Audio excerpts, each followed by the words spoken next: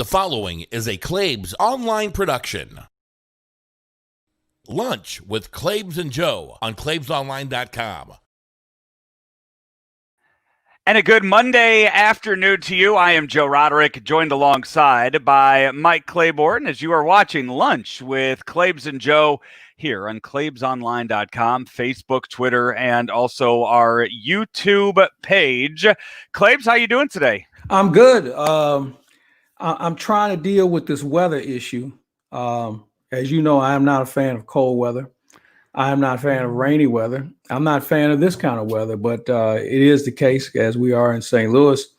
So I got to find some ways to keep me focused and warm and happy. And, and now baseball season will be over with this week. So, I'm going through withdrawals is what I'm saying. I hear you. I've, it's not so much the cold weather. I'm trying to get better with the cold weather. I used to, now that I'm running so much more, last year at this time, I would have been bundled up in a hoodie going out there and doing that. I'm trying to go, less and less and try to acclimate to the cold weather. What's getting me is just how dark it is early in the morning. And I just can't do that. I can't do the dark at 7 a.m. stuff and getting up that early as I do every day. That's what's hurting me. And what is it? This weekend? Is this when or next weekend when we turn the clicks? I think it's next weekend or this week. Yes, I think it's this weekend. Right. You don't have to pay attention to it like you did back in the day. The phones just changed and you just you live with it. Yeah. You're right. Hey, we are powered by Ameren, Illinois, driven by Munganass, Alton Toyota, and also financed by Ryan Kelly, the home loan expert. Find him online at thehomeloanexpert.com. Ryan's going to be jumping on with us here in a bit. And also, hey, with the holidays coming up, we're just a few weeks away from Thanksgiving, Christmas. So maybe you're not in a position to buy a new car right now, but maybe you're looking at traveling out of town. Maybe you're looking at going out of town for Thanksgiving, for Christmas. Munganass, Alton Toyota, they rent cars out. So if you're, maybe your car isn't going to be good enough to take you on that 4 or 5 hour trip for Thanksgiving, hit up Jamie over at Munganass, Alton Toyota. See what kind of car they can do you, whether it's a minivan, a 4Runner, Sequoia, whatever it is. They rent cars out as you would get at any car rental place. And I'm looking at doing that. I'm going to Nashville here in a few weeks for a stomping grounds. Is it? Oh, I yeah. have never been. I'm going there for a half marathon on November 20th. And I'm going to hit up Jamie and rent a car from him and keep the miles off of mine for that weekend. That's a great idea. I didn't know they were doing that because there's two things. One, you're going to get a great car. But two, you're going to enjoy that car so much, you're going to come back in and say, hey, I'd like to trade mine for this. Right. So it's a great concept. And that's probably the way people will travel during the holidays, if you travel at all. So that's not a bad idea. And so go by and check them out. And you can go online and see what's going on. So it sounds like a pretty good setup. Yeah. Nashville's a great town. If they could promise me they would be 10 degrees, 12 degrees warmer, I probably would be there. Although it's getting very expensive to live there now. I've never been.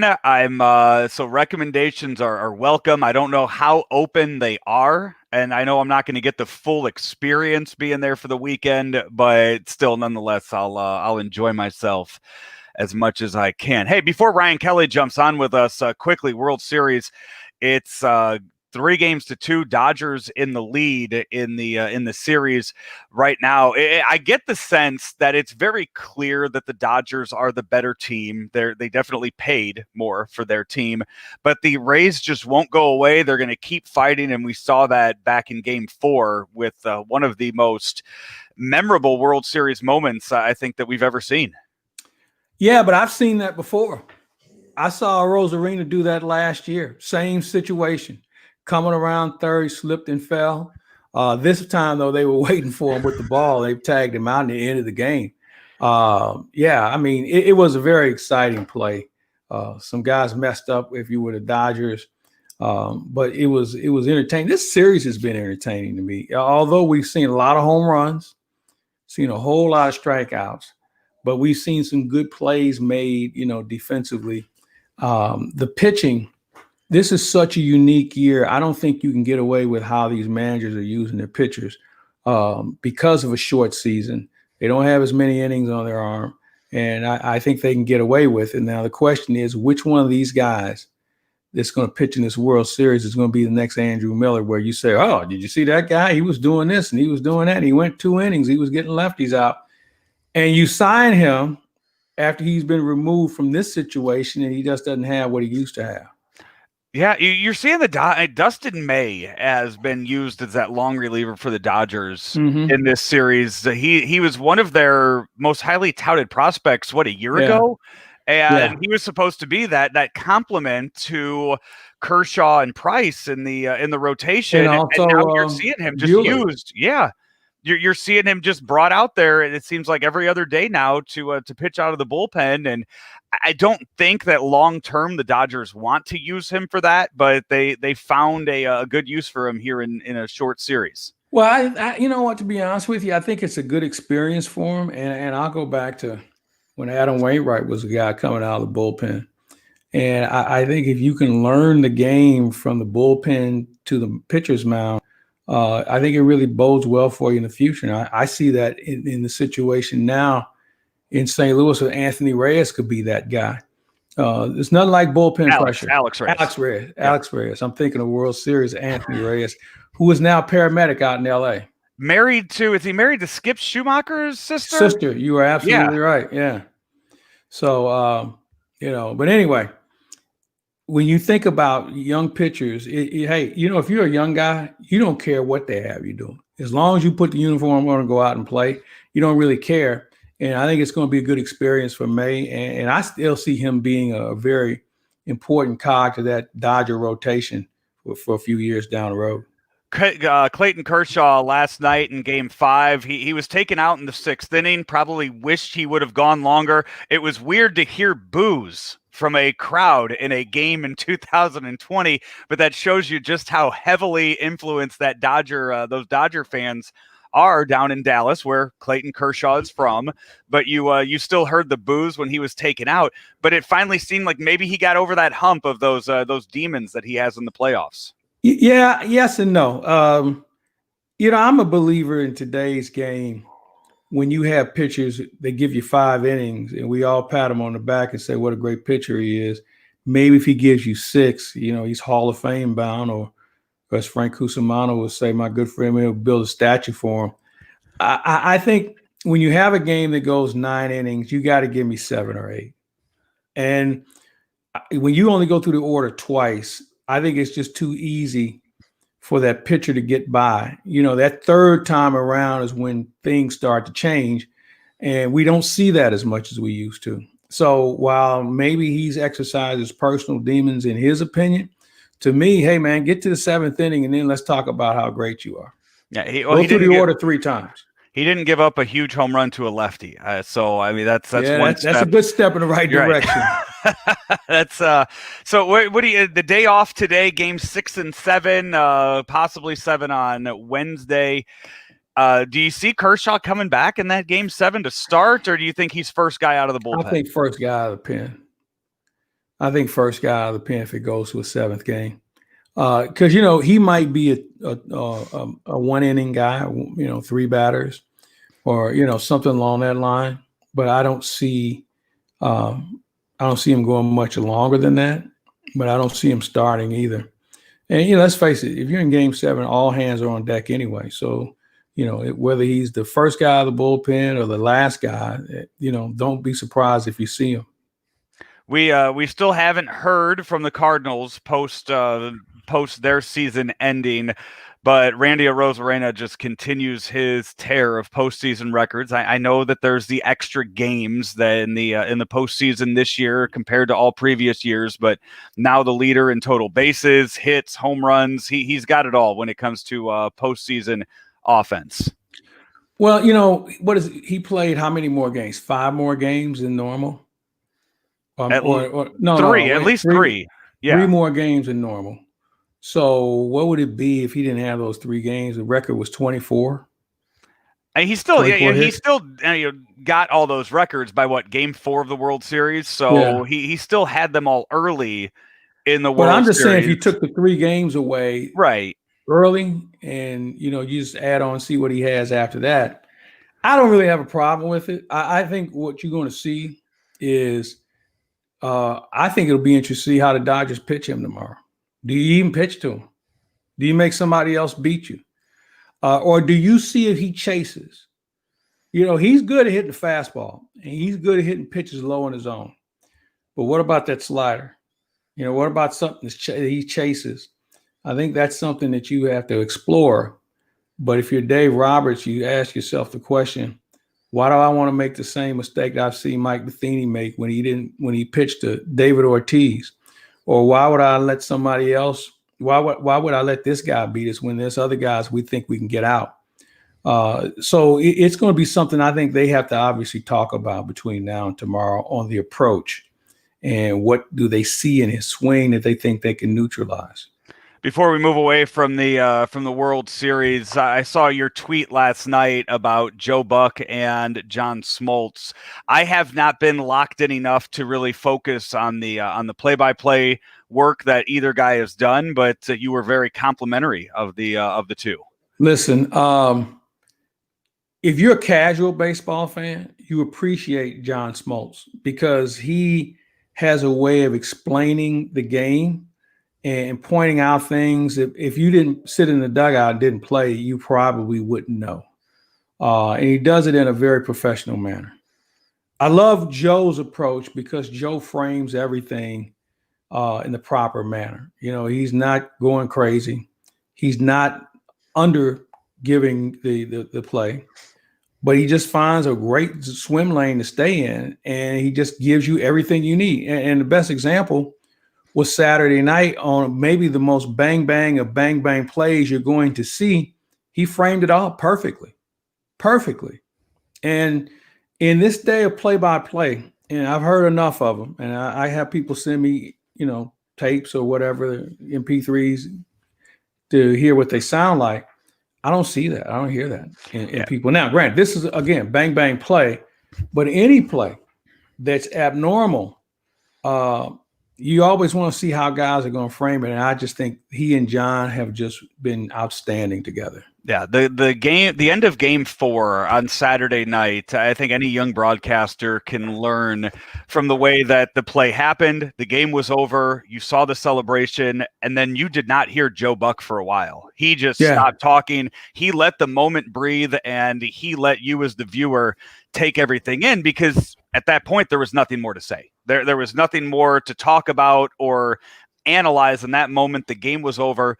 Watch the guys celebrate a moment that we've never seen before, a play that we've never seen before. Well, you're right. And I think the other thing, because there wasn't a large number of fans in the ballpark, you know, normally they pan to the crowd and some guy's going crazy and hugging his sister or whatever. They kept the camera on the field, on the players. The Dave Roberts expression, the Dave Roberts look, I felt for him. You know, it was like, I'll be damned. I mean, you know, he couldn't believe what he was seeing. But one of the things about today's manager, and I know that Mike Shelton and I talked about this, managers today, no matter how high or how low or how bad it might be, you always have to take into account, if there's a bang play of any sort, always feel like the camera's going to be on you. So you can't throw a tantrum. You can't MF somebody or whatever. You have to be composed. And Dave Roberts was like, I can't believe this. And then he took a deep breath, spit, and just said, shit, it's over. I can't do anything about it. We'll worry about it tomorrow. We'll talk more. But I appreciated the cameras being on the field. We'll talk more Cardinals in just a bit, but right now we welcome on one of the sponsors here on Claibs Online. He is the home loan expert, Ryan Kelly. Ryan, what's going on, my friend? Well, thanks for letting me jump on, Mike. Joe, it's great to see you. And you're right. I just noticed that it must be saved, or I must just have it in there as the expert is my name. And I'll give you guys a funny quick story on that. I had an assistant, for lack of better words. He wasn't just for me, but he helped logistics in the company, helped traveling and a lot of other things. And I do a lot of traveling for the company. And he's the one who actually kind of came up with that. I heard him talking with one of his friends on the phone. We're in an airport. We got separated at the airport at baggage claim and rental car and all that. And I walk up behind him. He's like, I've lost the expert. I've lost the expert. I'm like, you're talking about me? And he's like, do you always call me the expert? He's like, yeah, people ask me what I do. I'm the keeper of the expert. So it's just kind of stuck. And, but again, thank you for having me on. I appreciate you allowing this opportunity. Well, Ryan, there's so many things I want to talk to you about, and I've said this to you and other people before. You know, when buying a home is the second largest investment a person will make other than their family. You have it for a long period of time. You make a big financial investment in it.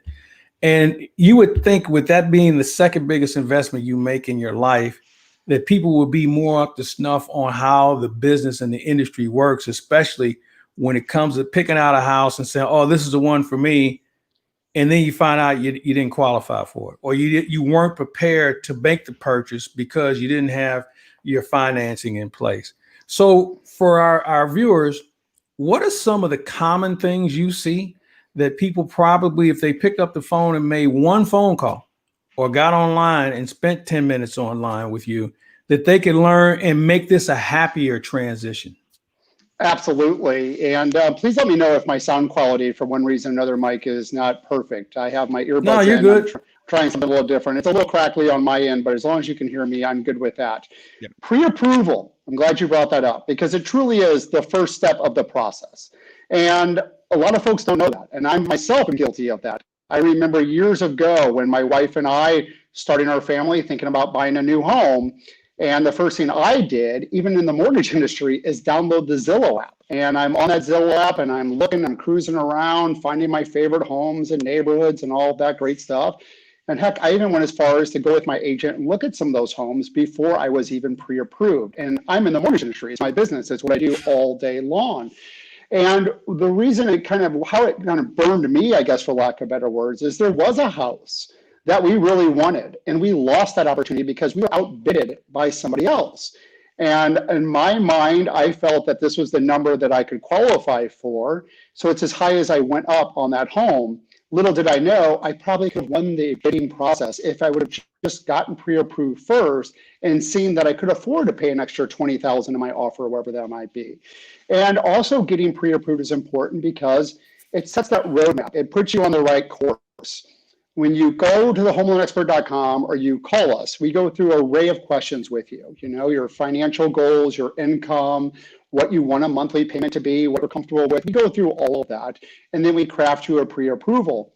And so many times people are just shocked. They're like, well, holy cow, I thought that I should be looking, you know, for that payment that I want. I assumed that was about a $225,000 home that I should be looking at. But you're telling me for that payment, I can actually buy something closer to $3,000. And the answer is yes. When rates go up and down as they do, and as low as they are now, gives you more buying power. So maybe you've been pre-approved a year ago and rates were at 4%. And in your mind, you're still on those apps. You're still talking to your agents. This is my price point because this is what matches the payment I want to keep it at. But when rates are now in the 2s, you have a lot more buying power. So again, if you've been pre-approved a year ago, let's get you re-pre-approved. Look at what that payment will be with today's rate.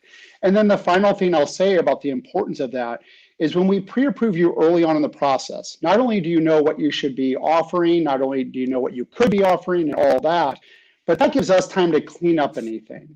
So often when we pull people's credit, we see a medical collection for $15. I'm obviously making up this scenario, but we see little things there that the buyer had no idea was there. So they go into the process thinking they have perfect credit or whatever it might be, and they make an offer on a house, and then we pull the credit and actually start pre-approving them after they've made an offer, and we realize their credit score isn't 740, it's 620, and we know that these are little things that just slid by that got on the credit report. But if we get you pre-approved early enough on, we can do things to ensure that you're getting the lowest possible rate, that your credit profile is strong, and that you're ready to go. So again, I'll end it with what I said or started with.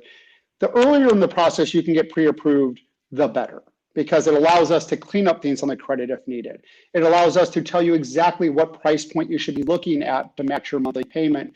goals. And again, it allows you to know if you do get in a position, which now is very common, where people are bidding multiple offers on these properties, you know what your max is, what you can qualify based off payments. So the biggest thing I'll tell you, before you download the app, before you even start walking through neighborhoods or going with your realtors and seeing properties, talk to the experts. Go to thehomeloanexpert.com and let's have those conversations early on so that you're better prepared. And then when you find the perfect house, we've already got it all together.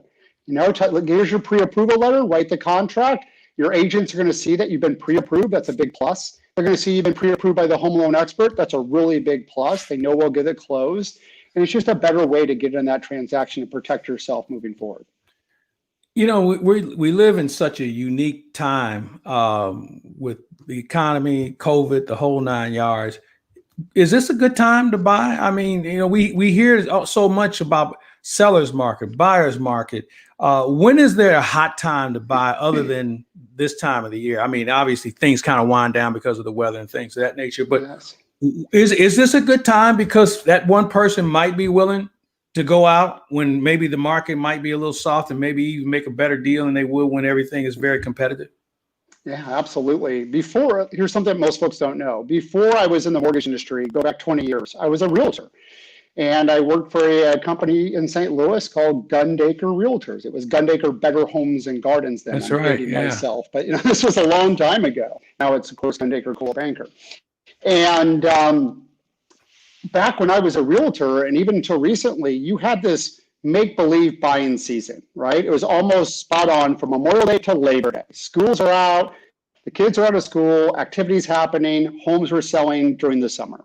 And then realtors just worked really hard on their plan for next year, their marketing, and anybody else that was being transferred or had to move throughout the winter or fall type months. About 2 years ago, we really started seeing that range open up.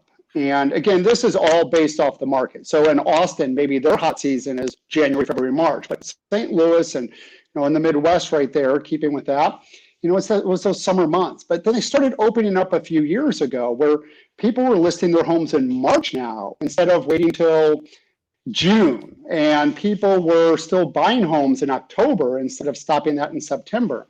Now with COVID and the pandemic, what we've really seen is so many folks have been in their house for so long and they're ready for a move today. Yeah. They've looked at that half bath that has pink tiles still from the 70s, those little 1-inch tiles, and they see the mold, they see things are happening, and they're looking at it and they're saying, man, rather than maybe remodeling that bathroom, we should probably be looking at a new house. A lot of people have gotten pregnant over COVID, just be honest. Oh, yeah. And families are growing. So another reason here as we go into November where people are still buying homes. And I think my point is we're not seeing that little window anymore from Memorial Day to Labor Day. Homes are buying and selling all year round. And in fact, right now we are pre-approving as many borrowers last week as we were in July and even June, July, August of this year, which I know it's a little tricky to compare, but there's a lot of people that sat on the fence. They were waiting and waiting to see what happened with the pandemic, and now they're out buying, whether the bathroom needs to be replaced, but let's just go buy another one. Maybe their family has expanded. I mean, but if you think about it, Mike, we're using our kitchens now, maybe not as much today as a month ago, but we were literally preparing all of our meals in our kitchen, 3 meals a day. So these kitchens were being used more and more, and we wanted a gym at our house. We wanted a workspace at our house, and we're using the kitchen. It's getting worn out, and now we don't have a gym, and now we need an office to work at. So again, people are going full force ahead, and you're seeing homes buying and selling just as much today as you typically would or generally would in a typical buying season. So if you're thinking about selling your house, call your realtor, get a sign in the yard. A buyer will come even in November of this year, and you should be able to get it sold pretty fast. The homes that are just sitting still on the market, maybe there's something uniquely wrong with it. It's something you can't change, busy road or this or that, or generally it's the price. If a home's still sitting right now, you really have to evaluate. If there's nothing wrong with the house, it's not sitting on top of Highway 170, and that's still fine for the right person. But if there's nothing wrong with it, it's probably price. But if you're still thinking about buying or selling right now, going into Halloween, is still a great time to do that. And you start that with a pre-approval. Final question for me as we visit with the home loan expert, Ryan Kelly. We hear the term historic rates. We hear that a great deal. and you've been in the business long enough to see the rates come down. I know some people think after the election we may see them come down more, or do you see them leveling off for a while? Oh, wow. If I could make that prediction and guarantee I was right, we'd have that crystal ball, we'd be out. I don't like to get into politics. I'll leave that whole angle out of it, but there is an election coming. It's 8 days away. It's next Tuesday. And generally, elections trigger something in the markets. I think that's a pretty fair statement. One way or another, election can trigger something in that market. And I don't know, and again, I don't follow it closely, but I don't know who's in the lead. From what I hear, it's pretty even. Nobody really knows. So I can't predict one way or another what would happen and what that would look like. But in past elections, again, we usually see the markets preparing for who they think is going to win and kind of building that momentum up. And it's generally shakes it somehow. Now, how could they go down? I don't know. It's just, how low can rates really get? We don't know. We use that term historically low because that's where we are. And for compliance reasons, and just to be fair to the viewers and listeners, anybody seen our message, we can't say that they're the lowest ever. Even though they may be today, by the time they hear that message tomorrow, they might come up a tick, So it's historic low. I think the real way I've always summarized it is, what's the range? And right now, we are legitimately locking loans in the twos. I mean, like, when I look at my lock sheet at the end of the day, you're just seeing twos everywhere. In fact, we saw a one on there the other day where somebody secured a loan in the 1% range. And that's just, this is, how much lower could they go regardless of who wins the election? I don't know. I don't think that the gamble's there. I think as low as they are right now, you just get locked in and you protect that. And we have made a guarantee to all of our potential and clients out there, if you do apply for a refinance, or if you apply to get pre-approved for a new purchase on a home, up until the day of the election, I guarantee we will lock that rate in and you will be protected. And that will be the rate you get 30 days later when you close. So I don't know if it's worth the gamble. It's low as they are today. Now, if rates were 6% today and we're going to election, that would be a different thought. Stand by. Yeah, stand by. I don't know if they get higher than this, but we're so low right now. I just don't think I'm not a gambler either, so I wouldn't take the risk. If I could get something at 2.275 today and lock it in, I would take it. But again, you have that. When you work with us, you also have the ability to say, don't lock it. I'll start the process today. We'll lock after the election. We, of course, can do that. But it's just hard for me to imagine getting any lower than we are today. Obviously, I welcome that opportunity, not just for our business, but we're in the business of helping folks save money with a refinance or get into a new home. And that's what really makes us happy. So lower rates will drive more home purchases, will drive more refinances. We'll just have to see how we get there. Ryan, before we let you go, one of the great things you do each and every year is the Climb for the Kids. You just wrapped that up a couple weeks ago. But is there still a way that people can donate and help out with that? And also tell us where was the climb this year and how was it? I do mortgages for a living. That's what we're good at, but what I love to do is raise money. And that's one of the unique things about Home Loan Expert is our drive, the wanting to give back, the wanting to help communities, whether that's feedstl.com, climbforthekids.com, all the things we do in the military and for frontline workers out there. We really do work hard still 7 days a week so that we can help these different initiatives that we started. And the largest one, and the one that's, well, I don't know if the largest, but one of our larger initiatives is Climb for the Kids. It's one that I started 6 years ago. We had gotten partnered up with Friends of Kids with Cancer, a great organization in St. Louis that just allows kids to be kids and really helps children that are battling for their lives do cool stuff. Like we'll donate our Cardinals suites from our sponsorships, as an example, to Friends of Kids. And then they take the kids and their siblings and all their friends and they do cool stuff. And we had gotten involved with Friends many years ago and helped with toy drives and everything else. But I wanted to do something bigger. And I must have seen this movie like Everest or something. And I came into the office and I go, we're going to climb a mountain. Home Loan Expert's going to cover all the expense, all the cost, everything. And we're going to ask people to donate to Friends of Kids with Cancer. We'll put the content out. And I sent the email out. It was a pretty good email and nobody replied. And then finally, April McCoy in my office said, do you think I can climb this mountain? I'm like, we're climbing together. And that started our first annual Climb for the Kids, where we attempted to summit in outside of Seattle, beautiful city, Mount Rainier.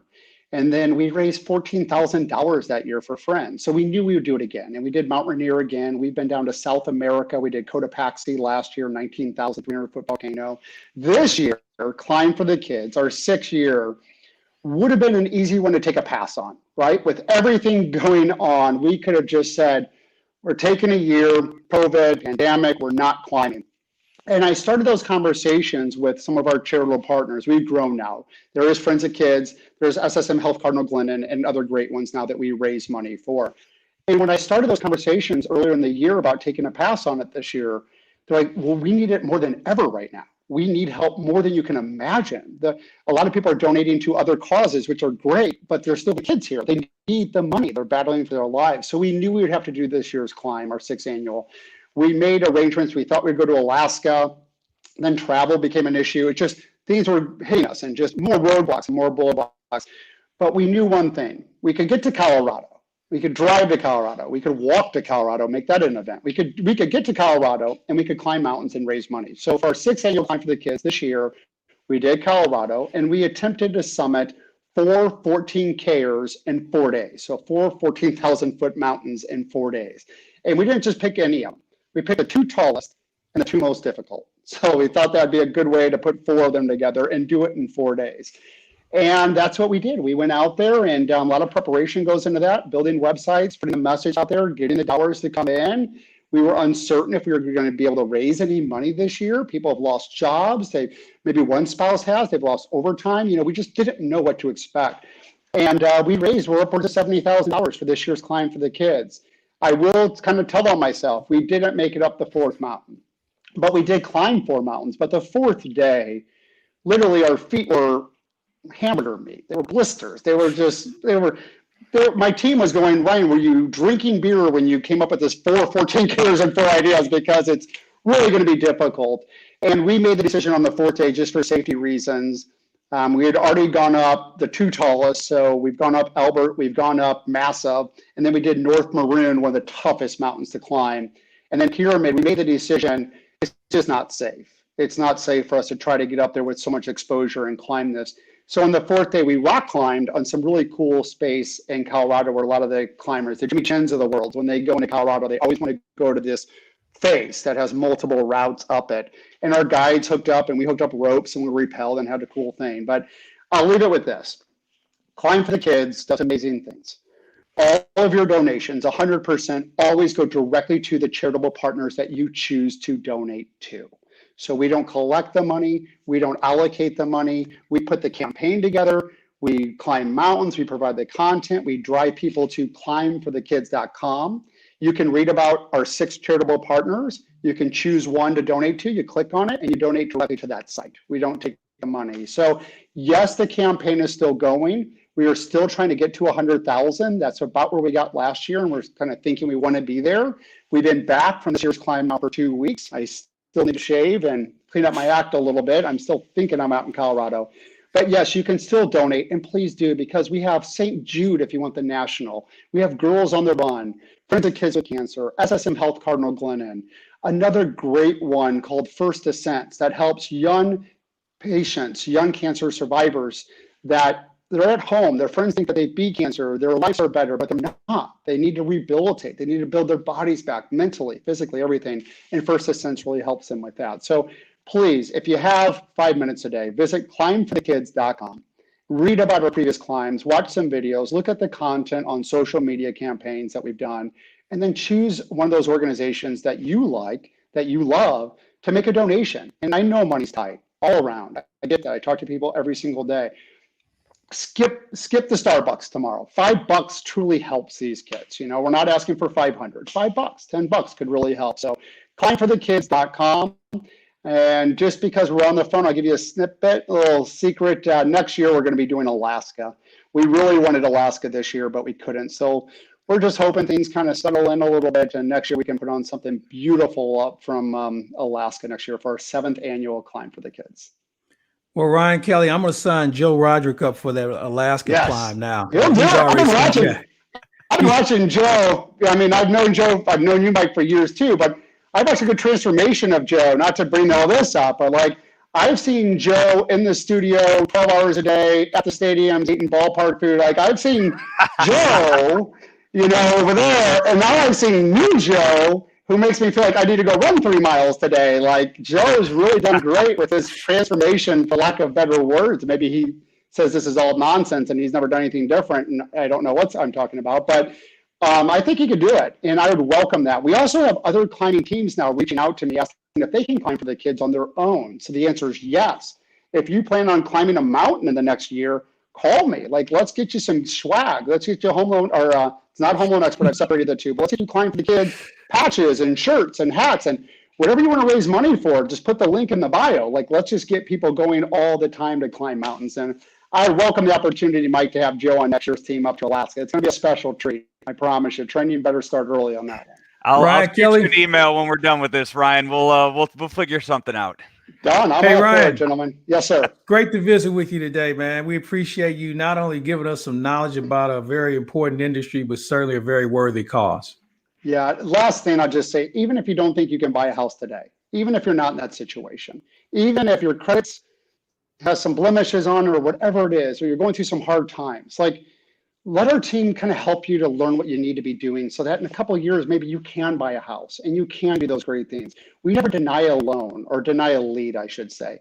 We'll work with you until you can get that dream house. And whether that's $100,000 house or 200, it doesn't matter. Like, we just want to help people buy homes. So even if you're not ready today, give us a call. Let's talk about it and let's see how we can help you buy the home of your dreams. Thanks, gentlemen. He is the home loan expert. He's Ryan Kelly. Ryan, thanks. Have a great day, sir. Yes, sir. Thank you both. That was a good, and thanks for signing me up for that, Claibs. Hey, it's the least I could do, man. I appreciate. I think you cut out for that kind of stuff. I'll be at the bottom waiting for you, man. Don't worry. I will morally support you on that. Hey, wanted to get back into the baseball talk before we move on to everything else and wrap things up this week. It was announced last week the Cardinals have 3 Gold Glove finalists: Colton Wong at second base, Paul Goldschmidt at first base, and maybe a surprise, Tyler O'Neill in left field, one of the finalists. Now, this year they did it differently. They went by metrics. They went completely by the metrics that were that we saw this year, not voting, and therefore Yadier Molina got left off the list. He was pretty pissed off about it. He went to Instagram, he posted about it, but I think when you take a step back and you look at it, he missed time due to COVID, due to testing positive to COVID. And then with all of the double headers, I'm trying to think back if there was a double header that he caught the front and back end of the double headers, or if it was either Matt Wieters or Andrew Kitzner that caught the second game, to where Yadier Molina of the 60 games missed an awful lot this year, a huge percentage than what we would see in a normal season. Yeah, I see your point. And when you look at it that way, you probably have it's a valid item. He may have caught one doubleheader. I think the bigger flaw here is, we didn't see the whole league. I think, and Bob Nightingale had a suggestion early in the season that the award should be given via the divisions, because we didn't see the Dodgers. How do we compare Yadier Molina to a guy outside this division? I just think I would have done that. And, obviously this is a different time. It's not going to be something we do on a regular basis, but I think the individual divisions should be awarded compared to the entire league, because we didn't play in we didn't see the whole league. It's just league by name. If Colton Wong ends up winning it for the second baseman, he has an option up this year. It's an interesting. It's interesting for the Cardinals because it's a $12.5 million option to bring him back for next year. If he wins that second Gold Glove, with all the criticism that's happening right now over Randy Arozarena, it'd be real difficult for the team to part ways with a back-to-back Gold Glove winner and leadoff hitter in Colton Wong. Yeah, I would agree with you. And the other question is, who's going to play second? I don't think it's Tommy Edman. I think Tommy Edman's a good player, but here's the thing. This is a team that doesn't score a lot of runs, so they have to be very good defensively. They have to pitch well, and you pitch as well as your defense plays behind you. And if you're going to be good up the middle, I don't know anybody who's better than Colton Wong in the National League, certainly in this division. So I think you make the commitment, you pay him the 12.5, and maybe you look to extend him somewhere down the road, because they don't have anybody who could give you that sort of defense in the organization as we speak. Yeah, so we'll have more postseason or off-season Cardinal stuff coming up after the World Series. I know we have a few roundtables planned leading up into the hot stove portion of the off-season, and we talked about it last week. In Claibs, here we are 7 days later with zero answers as to what spring training is going to look like and what the entire offseason is going to look like, because all of the meetings, all of the everything that we're used to in all the sports is going to be different this year than it has been ever before. Yeah. And I think that one of the things that we have to take into account is what can we take away from this season to apply for next year and certainly the future. There's a lot of things that's going to change, and I'm sure we'll start to hear more about it in probably mid to late November, because this thing is ever changing. But you have to make some decisions certainly before spring training and how that's going to unfold. And, probably for the season, if we stay on this course, if we don't get this COVID under control, you may see the season start with a 25% capacity, and maybe it grows from there. I don't know what spring training is going to look like. The state of Florida has half the teams, and apparently they haven't gotten a memo that there is a pandemic underway, because everything is open full bore and their testing results continue to go through the roof. So there's a lot of things that have to be addressed. But here's the most important thing. You have to make sure you are working on a new collective bargaining agreement. You cannot go into and go through a season with a cloud over your head of the risk of not having a 22 season. This game is taking too many hits this year. There are too many jobs. There are too many things at stake. And to lose more money because you didn't wait, you waited until the last minute to try and negotiate a deal isn't going to help anyone. So it's my hope that at some point, not initial discussions, those should already be underway. They should already know what they're going to be talking about. But they need to start on this now and not wait, because they need momentum going into 2021 to make sure there is a 2022. Yeah, no, you're right. And by the way, Eddie, for those that are missing out on Cardinal baseball, just a reminder that each and every day we are bringing you This Day in Cardinal History on Claibs Online. Just look right there wherever you download your podcast. Go to the website, claibsonline.com. Today, if you want to talk about Saturday, the end of Saturday's game being wild with an error in center field and the catcher not catching the ball and Kenley Jensen not backing up home plate and a Rosarena falling down, then today's memory is perfect, because it's Game 2 of the 2013 World Series, the walk-off obstruction call, as you and Kamish go and look back at the memory of that game from 7 years ago. As I remember watching that, and everybody was very confused at the moment. Let me ask you something. You touched on Kenley Jansen not backing up the plate. From where that angle was, he should have been behind the catcher on the first down, even with the first baseline. So he should be on that plane. That ball went toward the LA dugout after he missed it. So I've heard people say he should have backed it up. Even if he would have backed it up, I'm not sure if they would have got a Rosarena out, but I don't think he was in a position where he would have been able to, considering the location and where he should have been. It's partly bad optics for him to be standing in the middle of the field when that play is going on, not being a part of the play at all. So the optics of it are bad. I wonder, because did a Rosarena, did he know where the ball was when the catcher dropped it? No. Did he know which direction it went? So if he gets up and doesn't see where the ball is, but sees Jensen behind the catcher, he might turn and run back to third base. You're right. But I think he had somebody yelling to go. I'm sure the third base coach was telling him to go, and right, that's the same side of the dugout where he would be. So that probably had something to do with it too. But, it was a crazy play. And we'll remember it forever. I'll tell you another play that stood out. The experience and wherewithal of last night's game, where you had the Dodger pitcher, and when he stepped off.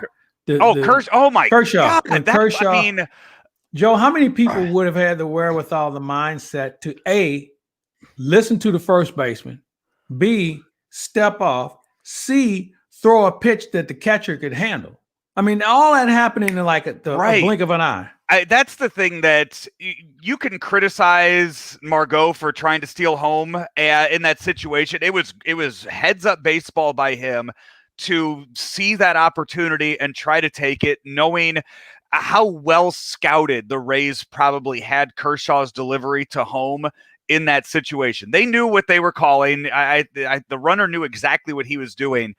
But for that split second, I'm sure it wasn't just the first baseman too. There were multiple people screaming at Kershaw for him in that moment. But he made eye contact with the first baseman. Right. I think that's what that stood out. For in that moment to know where his hands were up high and to be able to stop that and step off and do that was so impressive that, you talk baseball IQ, sports IQ, for him to know that in that moment and be able to do that the way he did was really, really impressive. And I did mean to bring that up. Yeah, you're right. Hey, let's move on from baseball. We need to get into a lot of other sports too. Let's start on the gridiron. Claibs, I got some bad news for you. You're not in first place anymore. You're not in lone first place anymore with our NFL picks that we do each and every week. By the way, before I do that, I just wanted to say, I go back to baseball for a second.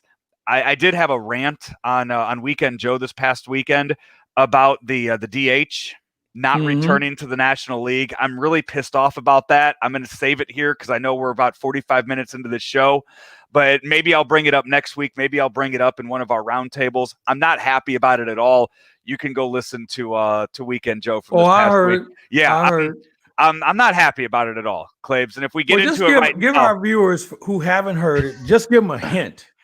It's just you give 15 teams a chance to play with a DH for 1 year to build teams possibly for the future with that, and then you go and take it away. And not only that, you take away job opportunities from somebody like a Marcelo Zuna who went to Atlanta and had one hell of a year, an MVP caliber year with the Braves this year, and now he's a free agent going into this offseason. And you're saying, you know what? You showed people what you could do as a DH, an outfielder, part-time.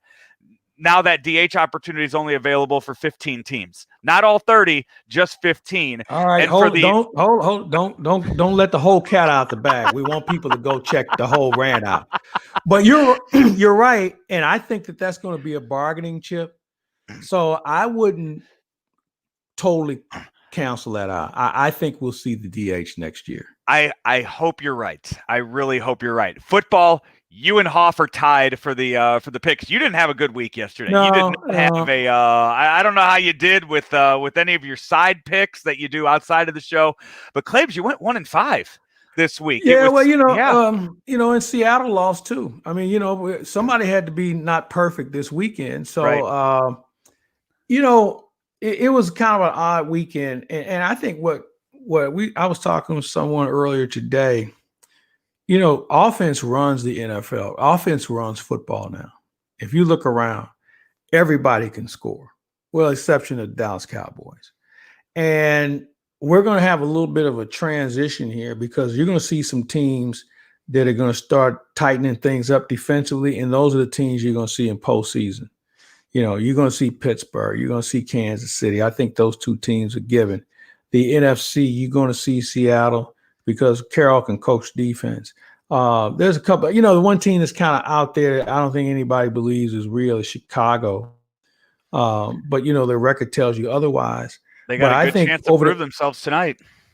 Yeah, I think over the course of the next 2 weeks, watch certain teams step up defensively and start to have a real impact on these games that they're playing in. Yeah, no, they Bears and Rams tonight in LA. So the Bears have a very good opportunity to prove themselves on the national stage.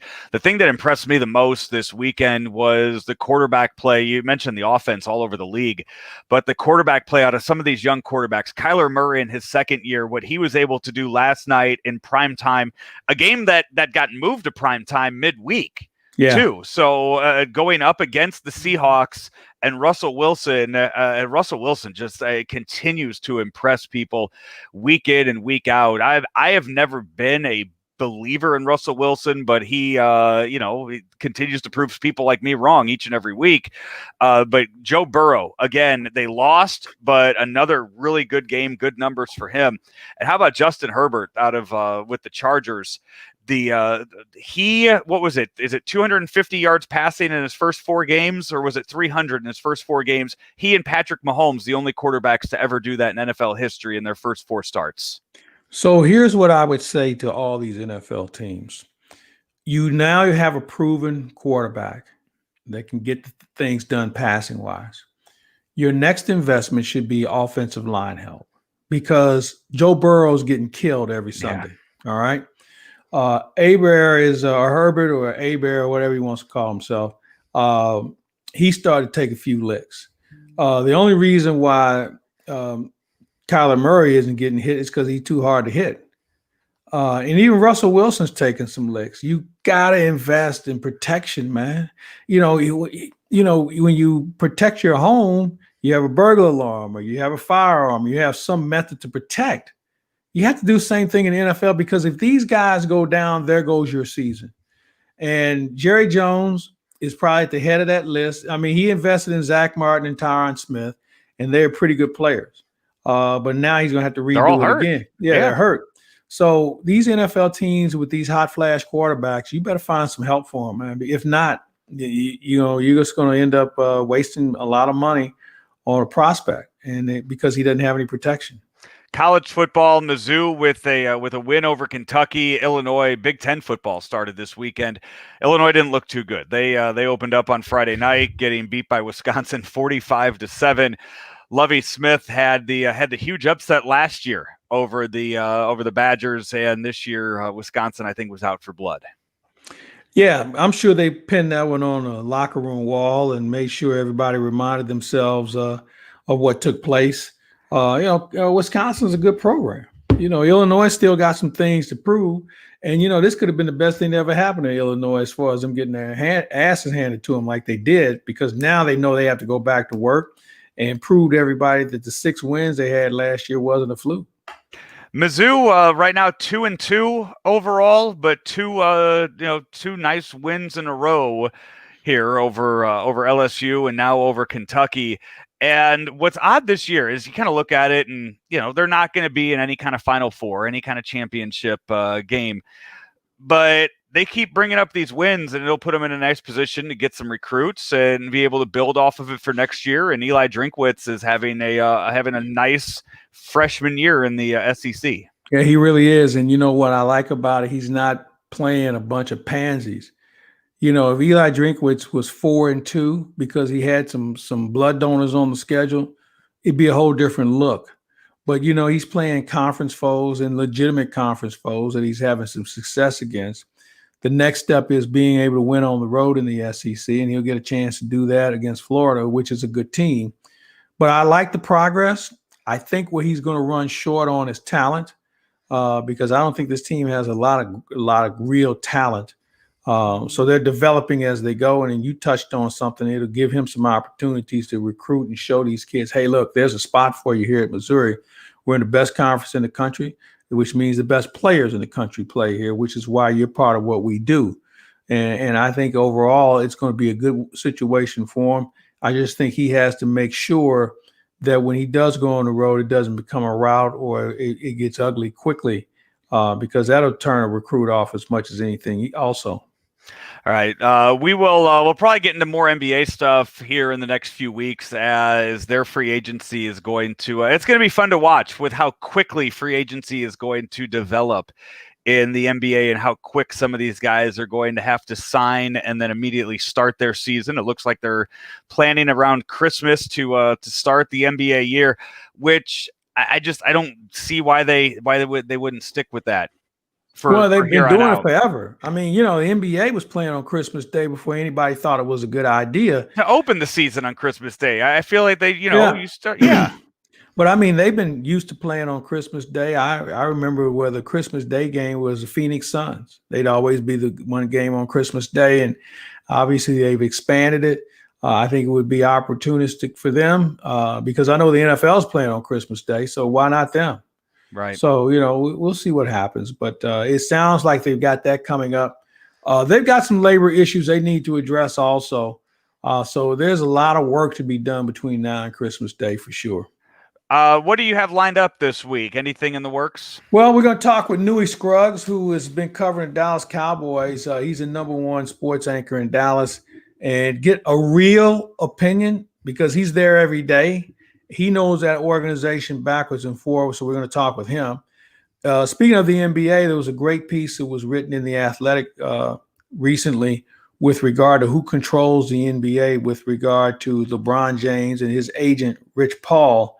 And there's some other agents crying foul and how they're doing business. So I want to make some comparisons on that and Michael Jordan 36 years ago when he was playing the NBA and David Falk allegedly was running the league as an agent. So we'll visit with him. We're going to put a bow on the baseball season later in the week also. And hopefully we'll be visiting with Jim Edmonds later this week. Very nice. I know we have some November announcements to make here. On yes, Claibs we got Online. some stuff coming up. Yeah, some new content coming to the website that we are very excited about. Some new teammates coming on board that we'll be sharing with you soon, and also next week too. I didn't realize it was coming up as quickly as it is. Claibs, next week when we do the show, we're going to be talking about we're only 2 weeks away from the Masters starting up. And we'll be talking to Jay Randolph about that. And a couple of other people we're going to line up for the Masters and get their thoughts. Hopefully we'll have Dan Reardon on to talk about it. Dan Reardon and I go back, since the mid-'80s. We used to do UMSL basketball. He's the reason I got involved in golf. He was a golf coach at Aquinas Mercy. And we were doing basketball. He was talking to me about it. And my roommate was a really good golfer. He might have been the first African-American, all-American golfer. So I knew about it. But, Dan Reardon was the one who kind of got me out there. And he's been covering the Masters for KMOX for at least the last 35 years. And so we'll have a chance to visit with him and get his thoughts on what's going to be happening in Augusta, because that's going to be a different setup with the weather and everything else. So I'm looking forward to hearing their opinions on what's going to take place. Have you wrapped up your 2020 golf season? Yes, my clubs have been put away. I tried to play last Tuesday, and we had wind and rain, and I got 3 holes in, and they said, "You want me to leave your clubs on the cart?" No, because it was below 55, and I have a rule. If it's 55 or below, then I don't go. I think it was like 53.